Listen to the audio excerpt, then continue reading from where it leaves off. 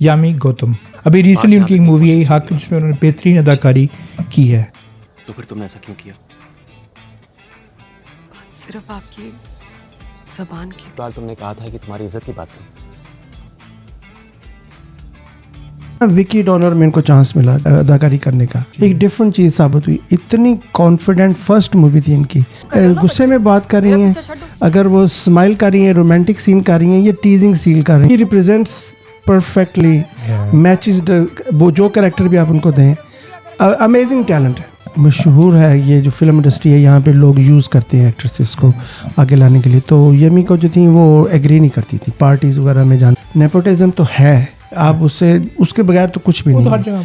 लेकिन यमी ने अपने किरदार से, अपनी रोल की चॉइसेस से साबित कर दिया है कि लव स्टोरीज और ये वो इससे आगे की ये उससे बहुत आगे हैं।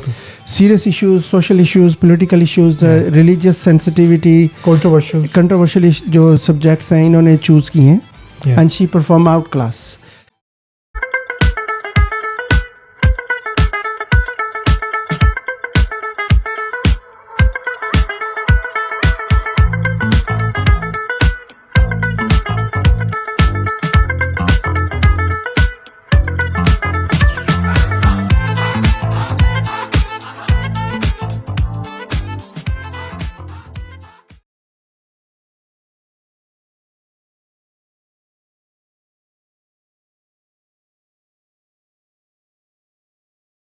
अस्सलाम वालेकुम, hello and welcome to AK show.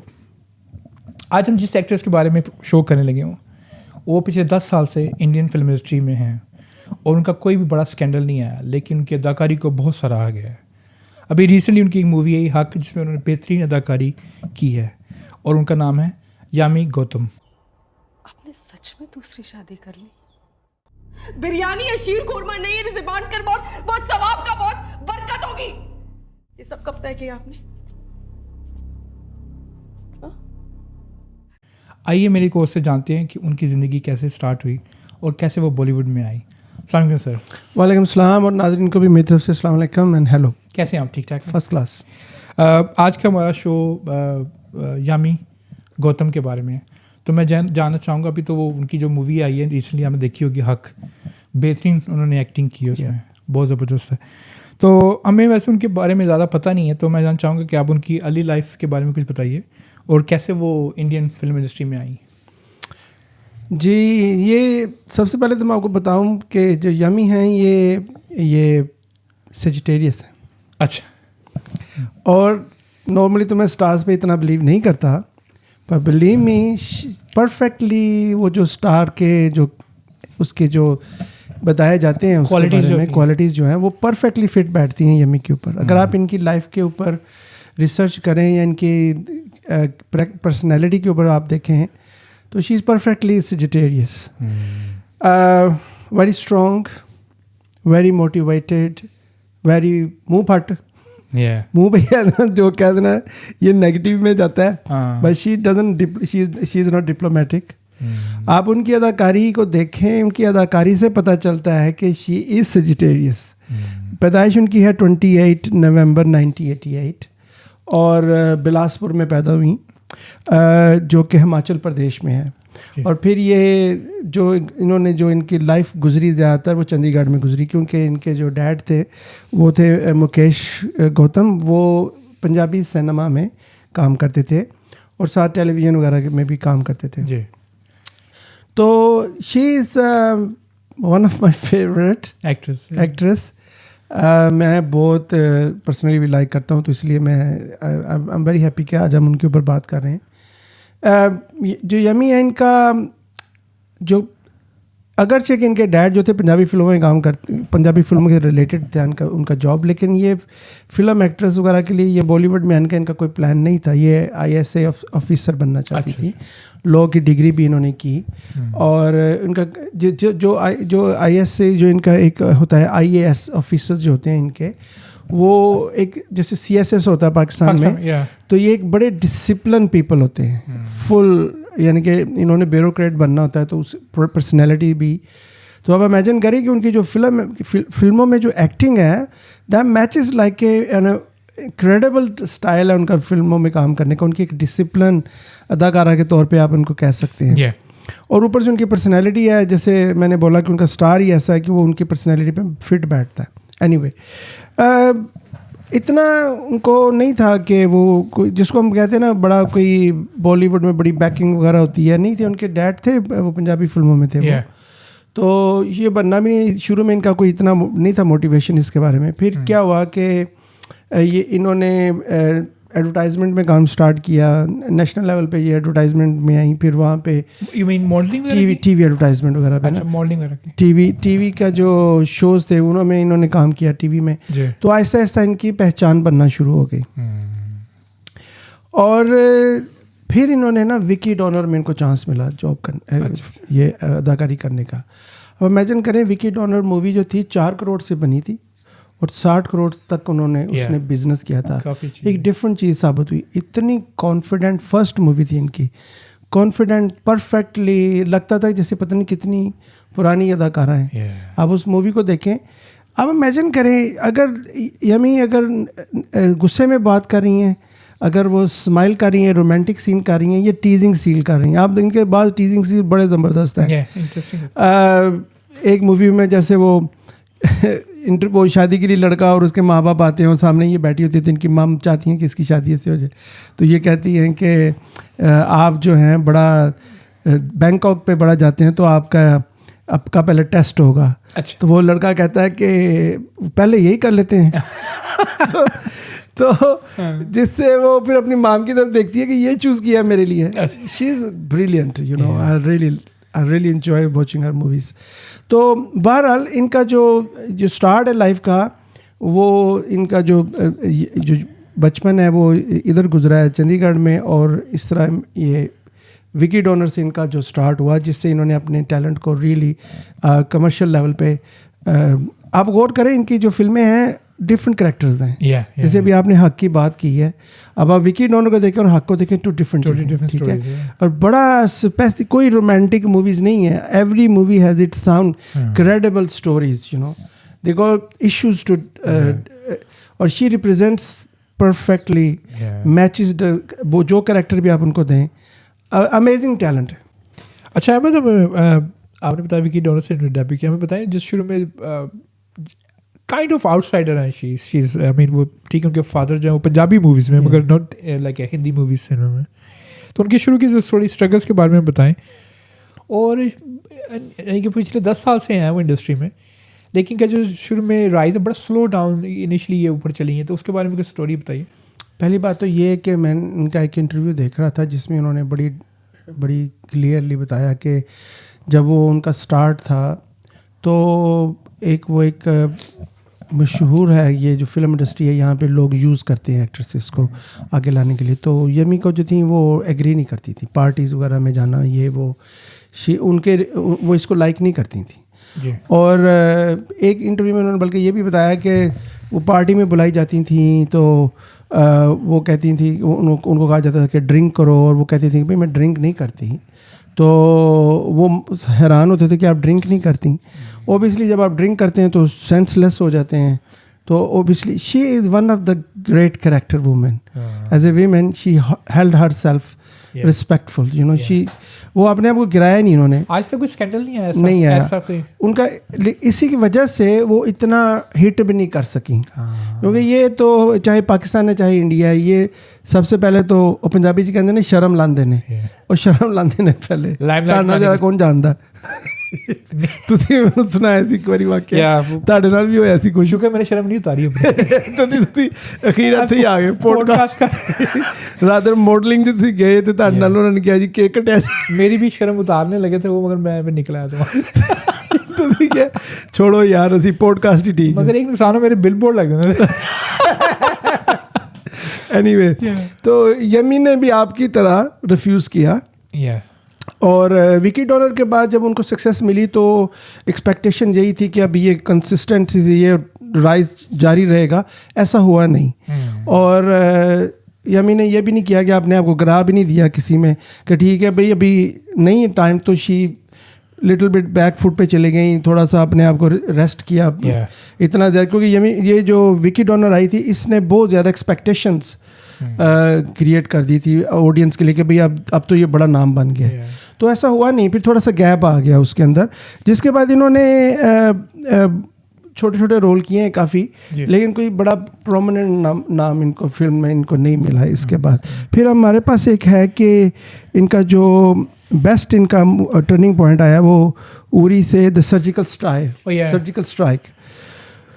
इस फिल्म ने ना फिर बहुत ज़्यादा, हालांकि ये फर्स्ट नहीं थी लीड एक्टर नहीं थी, फिर भी 340 करोड़ का बिजनेस किया इस फिल्म ने, और बड़ा इनका किरदार को सराहा गया इसके अंदर। वेल आप उसकी इनकी एक्टिंग पे तो आप छोड़े, फिल्म की स्टोरी क्या है, एज ए पर्सनैलिटी एक्टिंग क्या कॉन्फिडेंस है यार। मैं तो आप अहमद बिलीव करें, हक के बाद मैं तो फ़ैन हो गया। बड़े बड़े लोग, बड़े बड़े अदाकार रह जाते हैं जब इतनी वर्थ स्टाइल किस्म के किरदार करने पड़ते हैं। आप यमी से कोई किरदार आप करवा लें, आपको लगेगा कि यही है, ये रियल खातून है इसी कैरेक्टर में। बिल्कुल, तो गॉड गिफ्टेड टैलेंट है। And she is educated women, you know, discipline, educated, और समहाउ कि उनके अंदर एक अपनी सेल्फ रिस्पेक्ट बहुत ज़्यादा है। इंडियन फिल्म इंडस्ट्री में है, बड़े पढ़े लिखे लोग हैं ना, पढ़े लिखे लोग हैं, चंद लोग ऐसे हैं कि उन्होंने बड़ा अच्छा टाइम गुजारा अपनी ज़िंदगी में। एग्जैक्टली। स्पेशली जो लोग इतनी ज़्यादा फिल्म इंडस्ट्री की बैकग्राउंड से नहीं आते, उनके लिए बड़ी बात है अपने लिए जगह बनानी। जैसे हमने तिरुपति के बारे में बात की थी, इस तरह यमी को भी हम इसी तरह लेते हैं। यमी जो है ये she is great about this. तो जो इसके बाद फिर ये सर्जिकल स्ट्राइक ने थोड़ा सा इनको एकदम टर्निंग पॉइंट पे लेके आए। तो अभी तो वो आपको पता है हक का ही है, अभी उन्होंने कमाल कर दिया उसमें। उन्होंने बताया कि एक्टिंग क्या होती है, कैसी यू नो, इमेजिन करें जब ये हक मैं देख रहा था तो मैंने सोचा यार चेक तो करूँ ये मुसलमान तो नहीं है कहीं। That give you impression छोड़ता आपको कि यार वाकई the way she confidently उसने इस्लामिकली बात की है। तो मैंने चेक किया कि नहीं ये हिंदू फैमिली से बिलोंग करती है।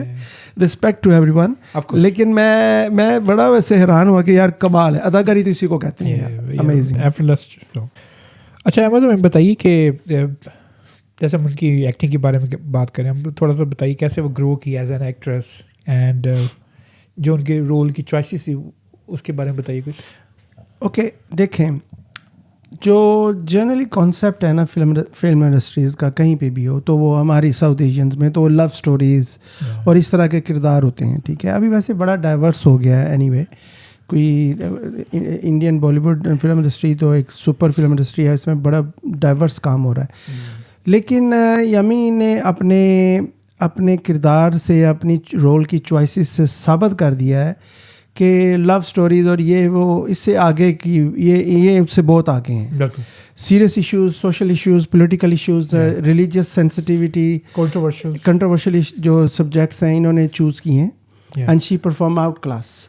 जैसे इन्होंने बाला मूवी में 170 करोड़ रुपए का उसने बिजनेस किया बाला मूवी ने जी। और उसमें इन्होंने जो कलराइजेशन के लिए जो इंडिया पाकिस्तान में स्किन कलर की एक बड़ा है, उसको क्या कहते हैं कि लोग बड़े इम्प्रेस हो जाते हैं वाइट कलर से, और ये वो काले गोरे के जो सिचुएशन है, तो उसमें इन्होंने ब्यूटी स्टैंडर्ड को सोसाइटी में जैसे एक्सप्लॉइट किया जाता है उसके बारे में ये मूवी थी।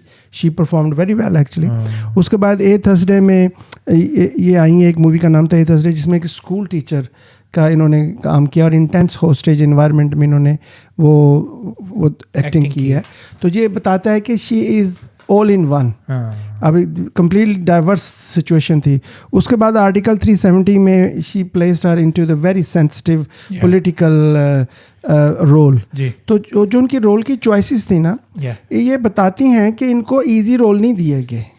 You know, she was tested again and again, and she was successful in every. उन्होंने खुद भी शायद चूज किया हो ऐसा रोल, मुश्किल। Yeah, because you see there is so much competition. Yeah.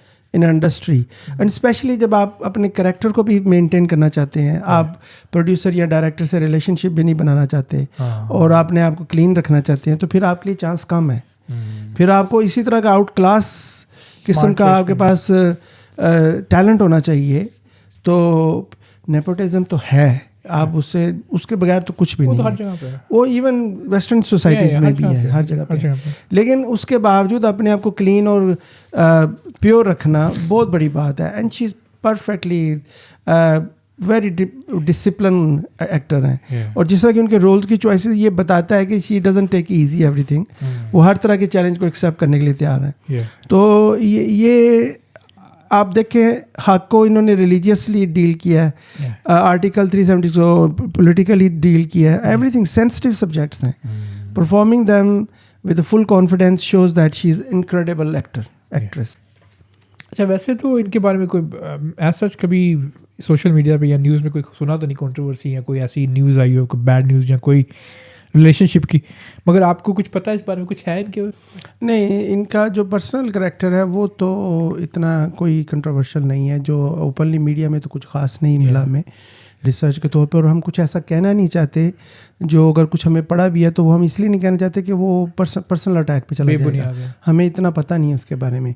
लेकिन इनके ऊपर एक चैलेंज था इनके लिए जब इन्होंने कलरेशन, जो स्किन कलर की जो क्रीम है वगैरह इस्तेमाल करने के लिए एडवर्टाइजमेंट को इंडोर्स किया था इन्होंने। अच्छा। कि जी ये हमारी सोसाइटी में ऐसा है, तो इन्होंने इंडोर्स किया था।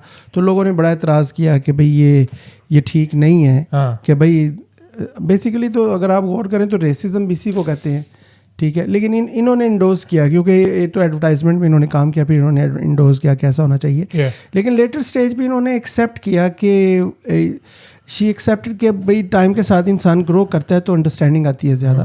तो she detached her from that endorsement कि भाई आपको क्रीमें लगानी चाहिए, ये करना चाहिए। तो उन्होंने अपने आप को उससे थोड़ा सा डिस्टेंस किया इस ओपिनियन से।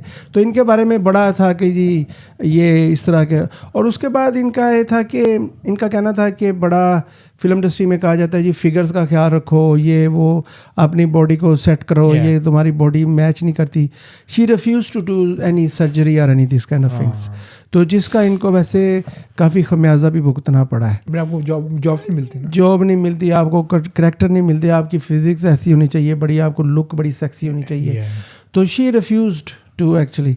तो इसकी वजह से इनको ज़ाहिर इनको डिले हुआ इनके राइज पे। मैं आपको कहूँगा अगर देखें ग्लैमर जो ये जो फील्ड है ना, इसमें इस तरह की चीज़ ओबियस है कि भाई आपकी बॉडी बड़ी अच्छी होनी चाहिए, फिगर्स बहुत अच्छे होने चाहिए। बहुत सारी अदाकार हैं उनको एक्टिंग भी नहीं आती पर वो फेमस हैं जिस्म की वजह से। I know I don't take their names, some of them only उनकी बॉडी है और अदाकारी में वो ज़ीरो है। अगर आप यमी के आप देखें एक्टिंग देखें तो क्या बात है, इनको कोई अपनी फिगर्स की ज़रूरत ही नहीं है ऐसे एक्सपोज करने की। अपने बात करते हैं, कमाल है। You know she drops into, goes inside that character and आपको ऐसे लगता है कि यही है, ये खुद ही खातून है। तो कोई ख़ास इनके पर्सनल लाइफ के कोई अफेयर्स वगैरह की बात नहीं है। लेकिन ये है कि इनको कहा जाता था कि भाई ये उसको इंडोर्स करती हैं और ये इन्होंने 1-2 दफ़ा रिफ्यूज़ किया कि भाई मैं अपनी बॉडी को चेंज नहीं करूँगी। ऐसे ही अगर आपने जॉब देना है तो इट्स फाइन। आपको लगता है कि सोसाइटी बहुत ही फ्रजाइल होगी, बहुत ही सेंसिटिव हो गया? आप मोटा नहीं कह सकते किसी को काला गोरा नहीं कह सकते, आप ये यूज़ नहीं कर सकते, बहुत यानी कि मुश्किल हो गया। अब तो आप कॉमेडी कर ही नहीं सकते। वैसे मैं आपको बोलूँ बचपन में ना, पाकिस्तान में बचपन में काले रंग का गोरे रंग का बड़ा कॉन्सेप्ट था, अभी भी होगा, लेकिन हमारे बचपन में था भाई गोरा लड़का है तो उसको ज़्यादा अहमियत दी जाती है, जैसे आप हैं। बहुत शुक्रिया। तो बड़ी अहमियत दी जाती है, फिर भी आपका ब्याह नहीं हुआ है। काफ़ी अहमियत मिल रही है मुझे। तो इसमें ये कि अब वो एक हमारी सोसाइटी का ब्याह भी ज़रूरी होता है। और मैंने कहा शायद चलो लाइव टेलीकास्ट में बात कर दो, शायद कुछ। I am ready. अच्छा, उनकी शादी मदर उनके माँ बन चुकी हैं, यानी कि मदर है वो एक बच्चे की, और उनका जो ब्रांड वैल्यू है, ये सब चीज़ें एक औरत के लिए काफ़ी मुश्किल होती है। कैसे ये इन्फ्लुएंस करती है उनकी प्रोफेशनल लाइफ पे? उनकी पर्सनल लाइफ ने उनकी ब्रांड वैल्यू पे कोई इफेक्ट नहीं किया। अच्छा। Because that's what I said कि वो इनके जो कैरेक्टर्स, जो उनके अंदर पावर है ना टैलेंट की, उसने हर चीज़ को डिफीट किया है जो नॉर्मली कंसिडर की जाती हैं। फॉर एग्जांपल उन्होंने 2021 में शादी की, उनके जो मियाँ हैं आदित्य धार, वो फिल्म मेकर हैं। अच्छा। उनके साथ शादी की। और मज़ेदार की बात देखें कि इन्होंने अपने आप को बहुत लो प्रोफाइल में शादी की। इन्होंने कोई बहुत बड़ा धूमधाम से नहीं की, और बड़ी डिसेंट, वेरी लाइक काम, पीसफुल, स्मॉल एक शादी को एक नॉर्मल इवेंट के जरिए किया। वरना तो जो सक्सेसफुल एक्ट्रेस हैं इनकी तरह के, वो तो बहुत पैसा लगाते हैं, बहुत दिखावा करते हैं, क्योंकि ये भी वन ऑफ पॉपुलैरिटी का एक हिस्सा है, पब्लिसिटी का एक हिस्सा है। अगर ये ऐसे करती हैं अदाकारा तो वो एक उनकी प्रोफेशन से मैच करती है। बिल्कुल बिल्कुल। लेकिन because she is a decent and discipline lady, और उन्होंने अपनी शादी को अपना प्राइवेट एक रखा फंक्शन, अपने लिए पर्सनल रखा, which is very blessed personally से। और उसके बाद फिर इन्होंने फिर 2024 में ये माँ भी बन गई। तो अब फिल्म इंडस्ट्री एक ऐसी चीज़ है कि अगर इसमें गैप नहीं एक्सेप्ट किया जा सकता आपके अवेलेबिलिटी में, लेकिन ये एक ऐसी कैरेक्टर, ऐसी अदाकारा हैं कि इनकी ये जो गैप था बच्चे के पैदा होने का, ये शादी के दौरान जो भी गैप आए इनकी लाइफ में, प्रोफेशनल लाइफ में, इसने इनकी डिमांड में प्रॉब्लम नहीं की। क्योंकि इनकी क्वालिटी और इनका जो कंपनीज हैं इन पे ट्रस्ट करती हैं इनकी बीइंग ए डिसिप्लिन और बीइंग ए क्रेडिबल अदाकारी, और इनके ऊपर कोई क्लीन इमेज है इनका। तो इसलिए इनको कोई इफेक्ट नहीं हुआ, इसका ब्रांड वैल्यू इनकी इंटैक्ट थी। और फिर इन्होंने अपना काम बड़ी, अभी हाक में बहुत बड़ा सबूत है आपके सामने कितनी जाफशानी से इन्होंने काम किया है। तो I think she will have less movies but remarkable movies always being remembered. अच्छा, बस मेरा आपसे आखिरी सवाल होगा कि यामी गुप्ता की जो अभी जितनी भी जर्नी हमने अभी डिस्कस की है, आपका ख्याल यामी गौतम की जितनी भी जर्नी अभी हमने डिस्कस की है, उनका जो लॉन्ग टर्म, आपके ख्याल में उनकी जो लॉन्ग टर्म स्ट्रेटजी क्या होगी और लेगेसी उनकी कैसी याद की जाएगी? ओके, अगर आप इसको हम इस तरह कह सकते हैं कि she doesn't want to be overnight superstar. उनकी चॉइस ऑफ रोल जो है वो बताते हैं कि she want a steady consistency, और बड़े इनक्रेडिबल रोल वो करना चाहती हैं, चाहे कम ही हो लेकिन फॉर एवर के लिए हो। तो उनका जो एक लॉन्ग टर्म स्ट्रेटजी उनकी यही है कि अगर थोड़ा भी करें तो आउट क्लास करें, और she is continuing on that.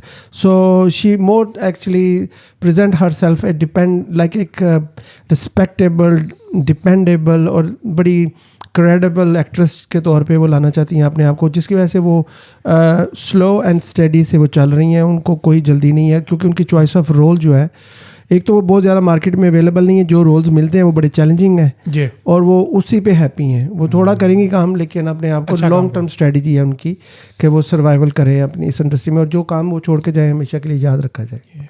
Thank you so much Ahmed, बहुत शुक्रिया आपके वक्त का। Thank you so much for watching. Yami Gautam जो हैं वो एक ऐसी एक्ट्रेस है जो कि ना कि वो फिल्म इंडस्ट्री से हैं, इंडियन फिल्म इंडस्ट्री, ना ही उनकी कोई बड़ी कोई PR टीम है उनकी, और ना वो किसी कंट्रोवर्सी में रही हैं, लेकिन वो अपने काम की वजह से आज इतनी फेमस हो रही हैं। और रिसेंटली मूवी ने तो उनको और उनके जो करियर को है ना बड़ा फ़ायदा दिया है।